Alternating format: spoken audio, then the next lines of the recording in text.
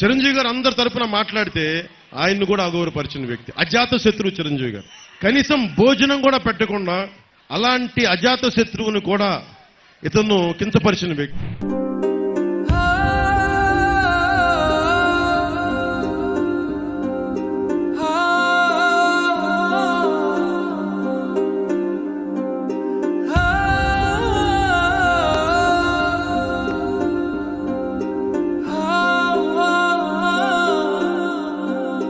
ఒక సోదరుడుగా ఆయన నన్ను ఆహ్వానించి విందు భోజనానికి ఆయన నాతో సంభాషించిన తీరు కానీ, నాకు ఆప్యాయతలు కనపరిచిన విధానం కానీ నాకు అత్యంత సంతృప్తి ఇచ్చింది.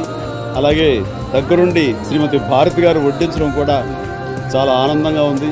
ఈ సందర్భంగా ఇంత ఆప్యాయత కనపరిచినటువంటి ఆ ఇద్దరికీ సభాముఖంగా నేను నా హృదయపూర్వక ధన్యవాదాలు, అభినందనలు తెలియజేస్తున్నాను.